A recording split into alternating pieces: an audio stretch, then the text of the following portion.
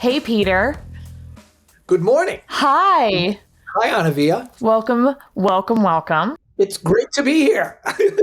I'm very excited to have you. We are recording today another amazing episode of our Score Tennessee podcast mentor client interview extravaganza show. I keep saying we're going to come up with a better title, but I'm going to be honest. It's growing on me now. The branding with all of the words really makes it kind of punchy, I think. Mm-hmm. Yeah. A good long name isn't going to hurt you. Sure. I really do want Peter's feedback on it because Peter is a branding expert. Peter Cronin is here with us today to talk about not specifically branding, but to talk about working on your business, not just in your business. And this is something that a lot of business owners struggle with.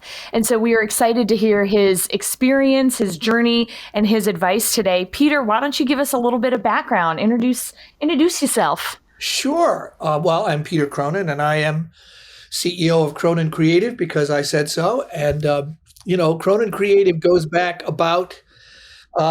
15 years now. Actually, on March 15th, April Fool's Day is when we started.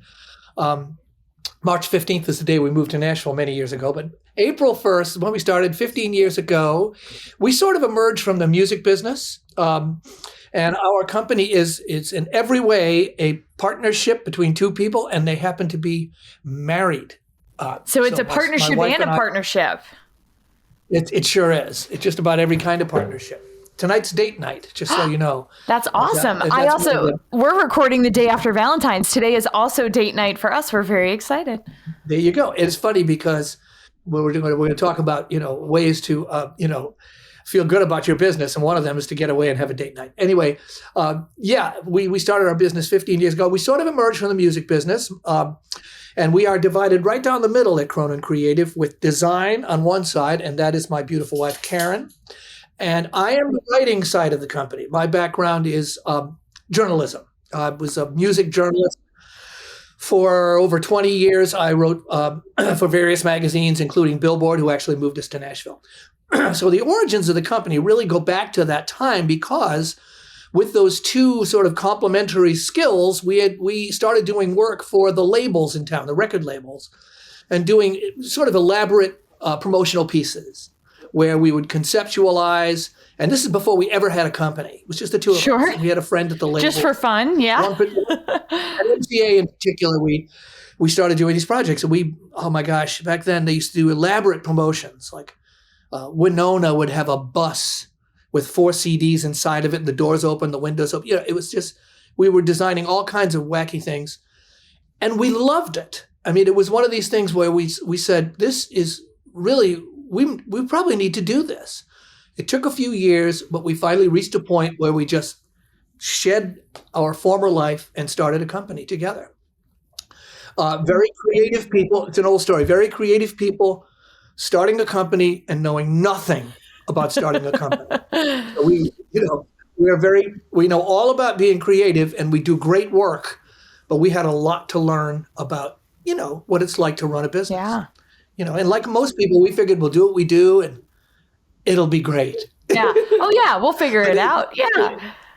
Yeah. Yeah. So it's a lot more complicated than it absolutely is. It absolutely is. And so as we've been going through this series and interviewing and talking to people, that is a common point that comes up, which is you start a business because you're passionate about something. You start a business because you go, boy, I'd really love to do that thing all day and get paid for it. You start a business because you were working somewhere else and that was the thing that you did. And you're like, I could run a business better than this. Insert foul word, because we've all experienced that, right? And then you come to start a business and you realize that the passion and the work that you want to do is almost a smaller percentage of owning a business than all of the other stuff. And so then we start to get overwhelmed and really almost in some ways sort of like tripping over all of that day-to-day stuff. So Peter, do me a favor for the audience, especially. There are these buzzwords. Working on the business versus working in the business. And if you haven't really explored that concept, it might seem sort of amorphous or a little ambiguous. Can you define the difference for us between on our business versus in our business? Yeah, sure. I mean, and I said it before. I think in the business, probably is about your original passion and the thing that brought you into the business. In our case, the writing and the design came together. It even took us a while to get to the word branding because we combined our skills to do all these things that really are the components of branding. And we really had no clue about working on our business, as I said. So we had to come to that. And I think a lot of that was working with other companies and seeing the way they were doing it. We're helping them with their branding and their design and their content and all of that. But seeing that these companies are doing things and then, of course, becoming overwhelmed. As soon as we became overwhelmed with the work, we realized that it was kind of out of control and that the structure wasn't there. And that, you can work. Michael Burcham describes it as putting your ladder up against the wrong tree. Okay. And that's where working on, you're working really hard, right? Admirable. That's a really admirable thing. But, you're not getting anywhere. You're in the wrong place. And working on your business is about getting to that right place, in other words, giving you the traction you need so that what you're doing moves you forward as well as your clients, right? So we had to make that divide at some point. And what helped us do that, I think, were mentors. The first time that you sit with an objective person and they see what you're doing and they see your business and they see a lot of work and not much of a business. Okay. I think. Wow, you're really doing a lot of work here. It would be great if you had a growing business to go along with it. Yeah. What do they say? If you can't walk away from your business for a certain amount of time and it still functions, you don't have a business. You have a job. Mm-hmm. Yeah. So that's the difference. Yeah. I mean, so when you're working on your business, you're working on this third thing. Okay, that isn't you, that isn't the people in the company. It's the company. It's something separate. So working on it, the mindset of originally doing it, of sort of making that division and splitting that cell is difficult, right? Because, you're sort of in it. It's hard to see when you're in something. And that's, of course, the whole reason that you want to get out. You want to get in the helicopter, fly above the scene, and look down on it. And then you start to see things that you would never see, like, wow, we are wasting time over here, right?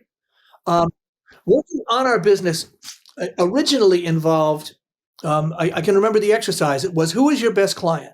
We're working with a mentor. Because it's about perspective, right? It's about the perspective of you and the outside perspective of others to take it from the trees to the forest, right, Peter?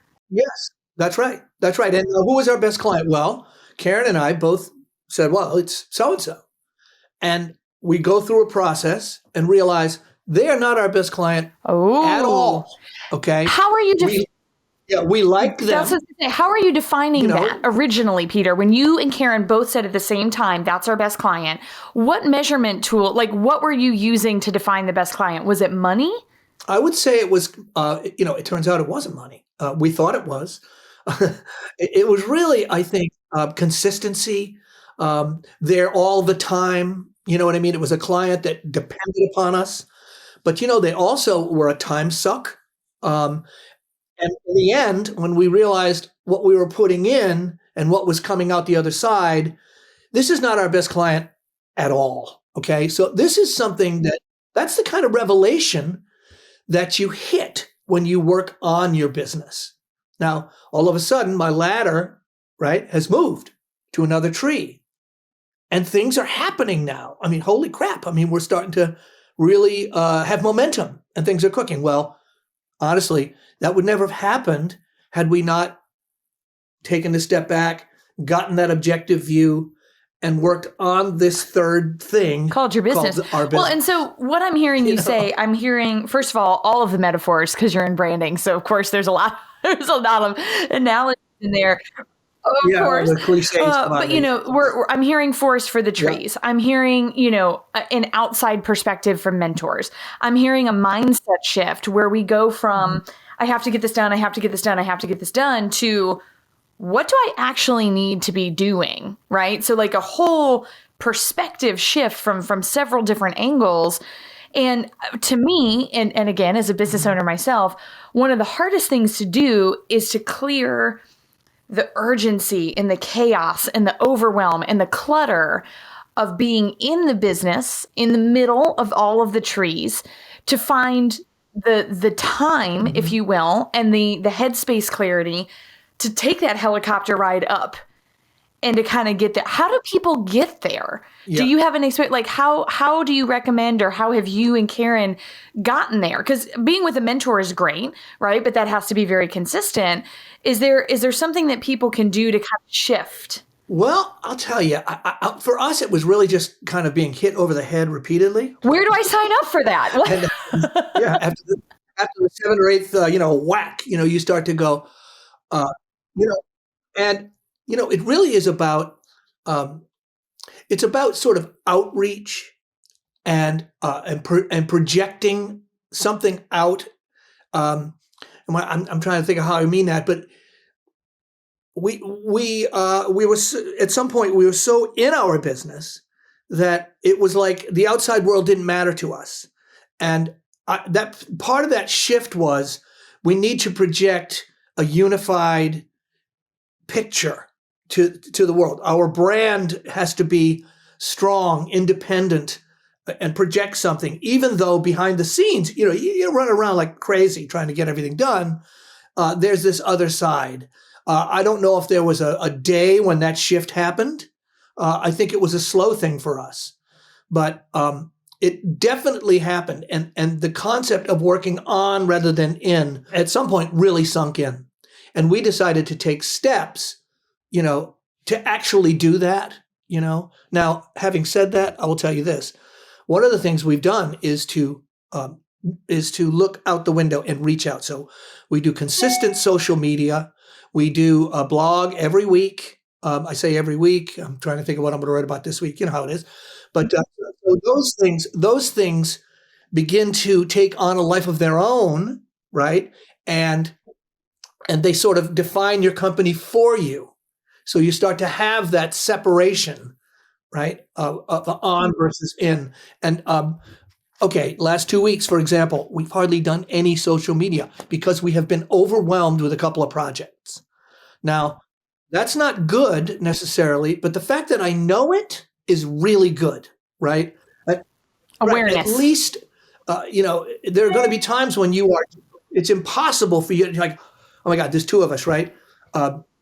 We farm stuff out when we can, when we have to, but there are times when you just can't. But knowing that I am not out there right now and having it bother me is really good, because a few years back, several years back, we didn't have that. That awareness wasn't there. So, last night we were hanging out and I said, all right, let's go. Give me 6 or 7 good topics for social media.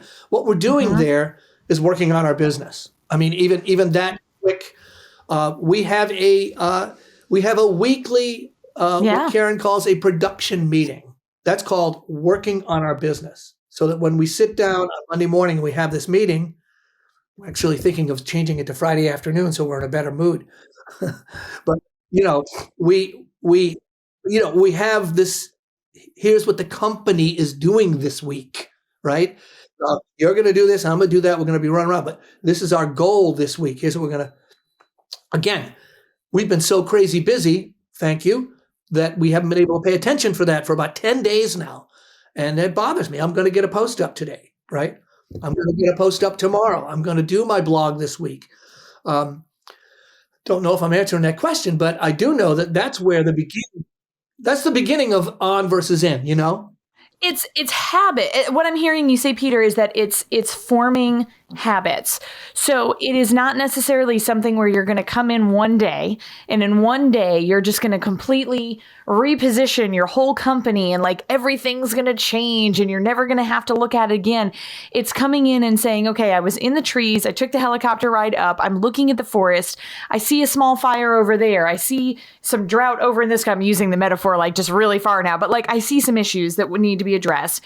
And I can't fix them all at the same time, but I need to form some habits that allow me to be on the business, working on the business regularly. So some of that could be, I mean, what I'm hearing you say is marketing.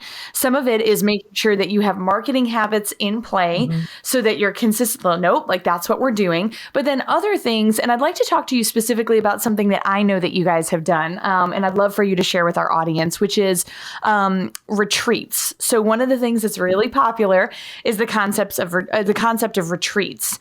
So pausing or stepping back from in the business for a moment and completely changing your surroundings, right? And this is my favorite example of this. I know this is funny, is that I get some really great ideas in the shower when I shouldn't be thinking about work, and I'm not. I'm thinking about washing my hair.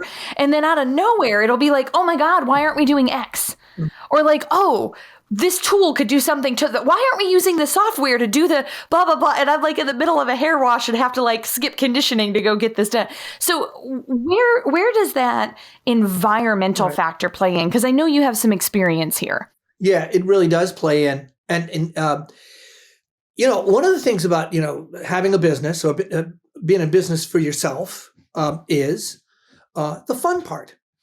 I mean, that's really important. By the way, all this you should be striving for fun. Yeah. Yeah. I mean, part of it is, the BS that I put up with for my 25 years in corporate world, the time wasted hanging around at somebody's desk talking, just those things kind of go away and open the door to have to enjoyment, So I think a lot of people, when they have a business, they kind of forget that. And part of a retreat, it's fun. I mean, because you're basically shutting the door to the store and going away. Now, we are very fortunate that we have this great friend in town who has a cabin up in Monteagle. I mean, it's just an incredible, sort of glamping sort of environment where it's a beautiful cabin with a stone fireplace, but it's got all the luxuries, but it's really in the woods and it's really not our business. So when we drove out, we decided that we were going to do this several years back. I think we've been doing it now for probably 7 or 8 years. And we do it twice a year religiously. So I remember the first time we're on, Route 24, right? We're on 24 going down there and we're husband and wife. And we were going, can we do this? Is this going to work? I mean, are we going to be able to, can I just point that out, Peter, what you just said? Can we do this? Yeah. As a business owner, I am still sometimes looking for permission to do things because my corporate career was asking other people in authority positions for permission to do things. And it has taken me a long time. And I'm not 100% there. There are still things that my gut tells me is the right thing to do. And I will go, ooh, I better ask somebody. I better call a mentor. I better call a colleague. I better, because like I just want that verification. And so I think what you're talking about is something that people might feel when you take a step from in to on. You might feel like, oh God, no, I need to be in the trenches working my butt off, or somebody needs me to, to give me permission not to do that. And I think that you have to give that permission to yourself and say, this is going to feel new and it's going to feel uncomfortable, but it is absolutely necessary. And Peter and I are telling you, you have permission to do it. This is your sign. Like you have permission. Yeah, that's it. And thank God for Karen, because she's very organized, methodical, and she's this designer who tucks everything in. So she brought the sticky pads, the big pieces of paper that you stick on the wall. And by the end of the first day, we had the walls covered with all kinds of BHAGs and SMART goals for the next 6 months. I swear to God, it was incredible. And again, it was a lot of fun to sort of go and actually, I'll say this: we've learned the first thing we do when we get there, our first session is reflection, and it's really what are we doing right? What over the last 6 months? What's happened good for us? What did we do? What are our accomplishments? Right. So we celebrate those first thing, and we move on from there. But we look at everything about our business. We put our best customers up, our worst customers. We set goals for the next 6 months, and we follow them up. I mean, I've got a piece of paper still sitting over here on the wall that has these goals. We haven't hit them all, and we plan to go back I think, in March to do our retreat. Now, we also are organized about it. So when you're working in your business, you're organized. When you're working on your business, you should be organized too. But some of that organization is the fun stuff. I mean, the two of us, we have a meet and greet happy hour, even though the two of us I have love been the married meet and for greet. 20 years. Hi, I'm Peter. What do you take do? the What do time I to do? that. Yeah. I go up there. That's not that kind of. This is not that kind of podcast, Peter. You got. No, we don't. But we do. We eat really well. You know what I mean? We bring great food. We enjoy ourselves. But this retreat for us, I mean, it's a big, big deal. It has really kind of helped us to transform our attitude about our business, and it makes working in the business easier, no question, because you can always refer back to those bullet points and go, why am I feeling this? Well, look, it's right there. We talked about this. So yeah, it's been phenomenal. And for anyone in any business, I can't recommend it enough. And, get out, go somewhere, because that makes a huge difference. We take a hike every day. We bring the dog, all that. Well, and the mental clarity that you get when you're not, again, constantly being bombarded by fires and things that need to happen, it gives your mind the space to think from a different perspective. And to be able to say, like you said, let's just define a first round of goals. That's the other thing. You don't have to define the whole company forever. You don't have to reinvent every single wheel. You just have to take a step back and start with something, right? And say, which one is our best client? And why do we think that? That's a great place to start. What are 1 or 2 goals that we could try to accomplish in the next 6 months, right? Like, you don't have to do everything all at once. It can just be sort of a baby step in. So I heard you say a couple of things in there, which I want to come back to, because I hope that people who are listening are hearing this running theme, which is taking care of yourself as a business owner and how important that is to your business. Because a lot of people think about caring for themselves as selfish. So we are taught that we take care of everybody else. We do everything else for everybody else first. And then if there's space or time or whatever left at the end, then maybe we can focus on ourselves. But that can actually be really detrimental to your business, because it's like when you're in the airplane, you've got to put your face mask on first or your air mask on first before you help the person next to you. Because if you're not awake, you can't help the people around you. So you talked about good food, about hiking, about these things don't need to be 100% all work all the time, right? Like, how does self-care come into that for you, Peter? Well, one of the great advantages of working for yourself is that, and one of the frustrations I had working for a company was that I had to be there at 9:00 and I had to stay till 5:00. Even if you were at the water cooler or the coffee machine for the next 20 or 30 minutes, you got there at 9. You must be working. That was absolutely, it was an absolute necessity. It was part of the rules. It was the way it was. And, it always just frustrated the hell out of me because I could have been doing a lot more important things. So again, I've been working with myself for many years now. And one of the things I can do is just cut time when I want to, reality, not, you gotta consider realities, but I take time every day to meditate. And I'm able to do that because I work for myself. It's one of the good things, that you can do. I work out twice a week with a trainer who kicks my ass. Karen does the same. Karen's a yoga enthusiast. So we do spend time working on those things. And I know that is very, very important to us as a business, right? Not just as individuals, but as a business. It helps. I say I was cutting time out, but that's all a part of structure, right? Having that structure is really important. So you falling apart is not the goal, right? Keeping your business together is fine, but not if you fall apart. Well, and there's not, as we're talking about things like mental health, about self-care and related to running a business, I'd like to challenge the idea that you working yourself, you're on that ladder, you're at the wrong tree, but you are just picking dead fruit as hard as you can. Like, I'm not trying to be rude. There's no inherent like accomplishment or honor in that. Working hard for the sake of working hard, just to say that you've worked hard and this is that like hustle, grind, like get up early, do the thing. Like, it's not that working hard isn't an admirable trait, but working hard just for the sake of running yourself ragged, you're not helping anyone, right? Like you maybe there's this weird sort of programmed, like I got to win the gold star, get the trophy or the A+. I have that issue where I feel like I'm constantly trying to prove, see, I'm the best. I did it the best or the most or the hardest, or I worked the whatever.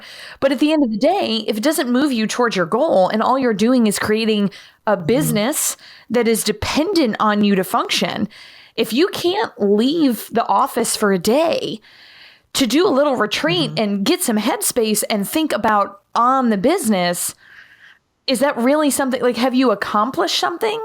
Or is it just, no, I'm just saying that I work harder than everybody else? Yeah, you feel good because you worked hard, but where did it get you, and where are you? It's about, like I said, it's about being a happy person. It's about doing it your way, right? I mean, that's one of the nice things about being in business for yourself, is that you get to do it your own way, and of course that's at the heart of branding too, right? Doing it your own way, the way that you do it, nobody else does it. So yeah, I can't agree more that you have to sort of you have to be proactive about stepping away, and that's sort of anti for a lot of people. They feel like they have to be in it all the time, and I think part of being in it all the time is just stepping away from it now and then. Well, and so the stepping away thing, and let's talk about some logistics here, because I like to give people action steps. So we already talked about, you're in your business, you're feeling overwhelmed. Maybe you feel like you hit a rut or a plateau and you're trying to figure it out. Might be time to work on the business for a minute. You can start with some baby steps. Maybe it's just a half a day out of the office where you ask yourself some strategic questions. Who's our best client and how can we get more of those? What are we doing that maybe we should change or that's causing us a lot of stress? Something like that. How can people who have never done this before, Peter, get help here? Because that's a lot to go from I'm in to, okay, you've got half a day or you've got one day to go figure out how to be on and be productive. Where's some resources or some help that we can look to for that? Well, you're actually hitting something on the head here, which is SCORE, which has been phenomenal for us. I'm telling you that truthfully. I met a woman named Lisa Odell at an event several years back. We were watching a speaker, and she kind of cornered me afterwards, said hi. Anyway, just the idea of sitting with a mentor and just spilling, right? Just put it on the table. Number one, that feels really good to do that, because you just kind of, It's kind of like business therapy. Like, you're just like, to talk to somebody who understands it and say, oh my God, all the things. And they go, uh-huh. And there's not a look of confusion or like of patronizing. Like, it just is like, no, I get it. There's a therapeutic effect. And mentors surprised me because they don't really, for the most part, they don't go, here's what you ought to do, Peter. Here's what you need to do. It's more, in my experience, and it's just this experience that they share that gives you that perspective. Now, in retrospect, I've had mentors my entire career. When I got to New York in the 80s, I had a boss who was a complete monster. I mean, this guy was awful. He abused me. He became, over several years, a great friend. And in retrospect, although I never thought of him as a mentor, he taught me more than just about anybody about business, right? So he's now actually, he passed away as one of my best friends, a great friend.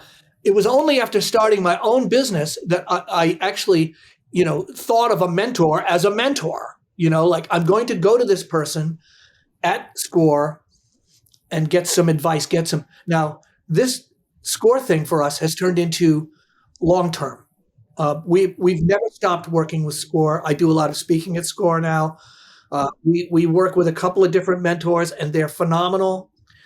And they've really, really helped us in very kind of deep ways. I get some of the cliches of business, for example, like you have to grow, you have to keep growing and growing and growing. We have a mentor at SCORE who said, maybe you don't have to keep growing. Whoa. What? Yeah. I mean, maybe we don't. Yeah. You know what? It changed our perspective a little bit. Yeah. Maybe you don't have to find a niche, because everybody's going to tell you, you have to find a niche. We've never done that. Maybe we don't need to do that. It's not even maybe anymore. We don't need to do that.